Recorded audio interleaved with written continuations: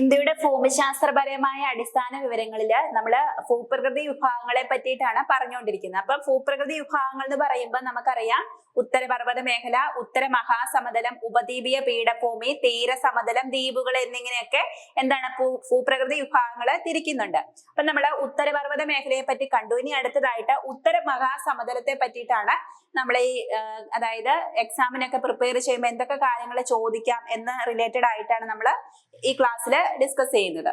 Okay, അപ്പം ഉത്തര മഹാസമതലം എന്ന് പറയുന്നത് ഉത്തരപർവ്വത മേഖലയ്ക്ക് തെക്ക് ഭാഗത്തായിട്ടാണ്, അതായത് തെക്ക് വശത്തായിട്ടാണ് എന്ത് കാണപ്പെടുന്നത്? ഉത്തര മഹാസമതലം കാണപ്പെടുന്നത്.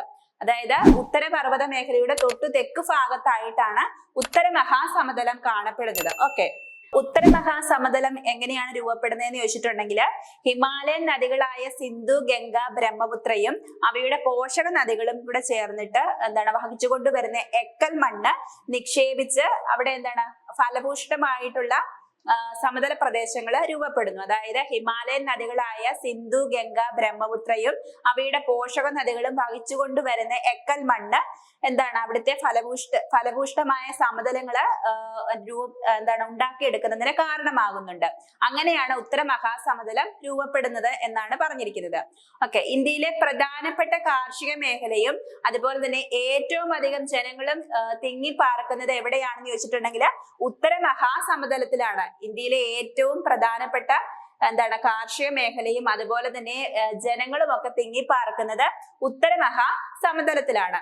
ഓക്കെ, അതുപോലെ തന്നെ ഇതിന്റെ വീതി എന്ന് പറഞ്ഞിരിക്കുന്ന 3200 കിലോമീറ്റർ ആണ് ഉത്തര മഹാസമതലത്തിന്റെ വീതിയായിട്ട് പറഞ്ഞിരിക്കുന്നത്. 3200 കിലോമീറ്റർ. അപ്പൊ ഇവിടെ കൂടുതലായിട്ടും കാണപ്പെടുന്നത് എക്കൽ മണ്ണാണെന്ന് നമ്മൾ പറഞ്ഞില്ലേ ഉത്തര മഹാസമതലത്തിൽ. അപ്പൊ എക്കൽ മണ്ണിന്റെ കനവ് എന്ന് പറഞ്ഞിരിക്കുന്നത് 1000 മുതൽ 2000 മീറ്റർ വരെയാണ് എക്കൽ മണ്ണിന്റെ നിക്ഷേപം എന്ന് പറഞ്ഞിരിക്കുന്നത്, അല്ലെങ്കിൽ എക്കൽ മണ്ണിന്റെ കനവ് എന്ന് പറഞ്ഞിരിക്കുന്നത് 1000 മുതൽ 2000 മീറ്റർ വരെയാണ് എക്കൽ മണ്ണിന്റെ കനവായിട്ട് പറയുന്നത്. ഉത്തര മഹാസമതലത്തിന്റെ വീതി എന്ന് പറഞ്ഞിരിക്കുന്ന ഏകദേശം ഒരു 3200 കിലോമീറ്ററോളം വരും. അതുപോലെ തന്നെ ഈ എക്കൽ മണ്ണ് കൂടുതലായിട്ട് നിക്ഷേപിക്കപ്പെടുന്ന പ്രദേശമാണല്ലോ ഉത്തര മഹാസമതലം. ഇവിടെ എക്കൽ മണ്ണിന്റെ കനം എന്ന് പറഞ്ഞിരിക്കുന്നത് 1000 മുതൽ 2000 മീറ്റർ വരെയാണെന്നാണ് ഏകദേശം ഒരു കണക്ക്. നെക്സ്റ്റ്, ഇന്ത്യയുടെ ദാനിപുര എന്നറിയപ്പെടുന്നത് എന്താണെന്ന് വെച്ചിട്ടുണ്ടെങ്കിൽ അത് ഉത്തര മഹാസമതലമാണ്. ഇന്ത്യയുടെ ദാനിപുര എന്നറിയപ്പെടുന്നത് ഉത്തര മഹാസമതലമാണ്.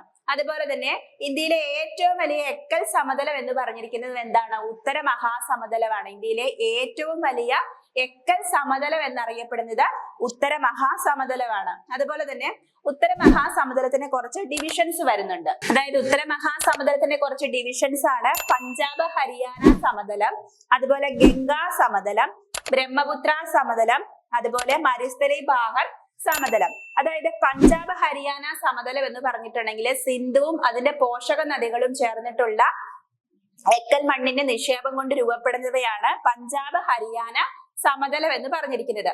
ഓക്കെ, നെക്സ്റ്റ് എന്ന് പറഞ്ഞിരിക്കുന്നത് ഗംഗാ സമതലം എന്ന് പറഞ്ഞിട്ടുണ്ടെങ്കിൽ ഗംഗയും അതിന്റെ പോഷക നദികളുടെയും എക്കൽ മണ്ണ് നിക്ഷേപത്തിന്റെ ഫലമായിട്ടുണ്ടാകുന്നവയാണ് ഗംഗാ സമതലം എന്ന് പറയുന്നത്. നെക്സ്റ്റ് വൺ എന്ന് പറഞ്ഞിരിക്കുന്നത് ബ്രഹ്മപുത്ര സമതലം. ബ്രഹ്മപുത്ര സമതലം എന്ന് പറഞ്ഞാലും ബ്രഹ്മപുത്രയും അതിന്റെ പോഷക നദികളുടെ ഫലമായിട്ട് എക്കൽ മണ്ണിന്റെ രൂപീകരണ ഫലമായിട്ട് ഉണ്ടാകുന്നവയാണ് ബ്രഹ്മപുത്ര സമതലം എന്ന് പറഞ്ഞിരിക്കുന്നത്. ദെൻ ലാസ്റ്റ് വൺ ആണ് മരുസ്ഥലി ബാഹർ സമതലം. മരുസ്ഥലി ബാഹർ സമതലം എന്ന് പറഞ്ഞിട്ടുണ്ടെങ്കിൽ ലൂണി, സരസ്വതി നദികളും അവയുടെ എക്കൽ നിക്ഷേപത്തിന്റെ ഫലമായിട്ടാണ് മരുസ്ഥലി ബാഹർ സമതലം രൂപപ്പെടുന്നത്. ലൂണി അതുപോലെ തന്നെ സരസ്വതി നദികള്. അപ്പൊ ഇത്രയും കാര്യങ്ങളും കൂടെ ഉത്തര മഹാസമതലത്തില് നിങ്ങൾ ഓർത്തു വയ്ക്കുക. അതുപോലെ തന്നെ കുറച്ച് ക്വസ്റ്റ്യൻസും കൂടെ പറയാം. ലോകത്തിലെ ഏറ്റവും വിസ്തൃതമായ എക്കൽ സമതലം എന്ന് ചോദിച്ചിട്ടുണ്ടെങ്കിൽ അത് ഏതാണ്? ഉത്തര മഹാസമതലമാണ് അതിന്റെ ആൻസർ ആയിട്ട് പറയേണ്ടത്. അതുപോലെ തന്നെ ഇന്ത്യയുടെ നാണ്യപുര എന്നറിയപ്പെടുന്നത് ഏതാണ്? ഉത്തര മഹാസമതലമാണ് ഇന്ത്യയുടെ നാണ്യപുര എന്ന് അറിയപ്പെടുന്നത്. ഓക്കെ, നെക്സ്റ്റ്, ഭാരതീയ സംസ്കാരത്തിന്റെ ഈറ്റില് എന്നറിയപ്പെടുന്നത് ഏതാണ്? ഉത്തര മഹാസമതലമാണ്. അതായത് ഭാരതീയ സംസ്കാരത്തിന്റെ ഈറ്റിലം എന്നൊക്കെ അറിയപ്പെടുന്നത് ഉത്തര മഹാസമതലങ്ങളാണ്. അപ്പൊ ഇതും കൂടെ ഒന്ന് നിങ്ങൾ ജസ്റ്റ് ഓർത്തു വെക്കുക. ഓക്കെ.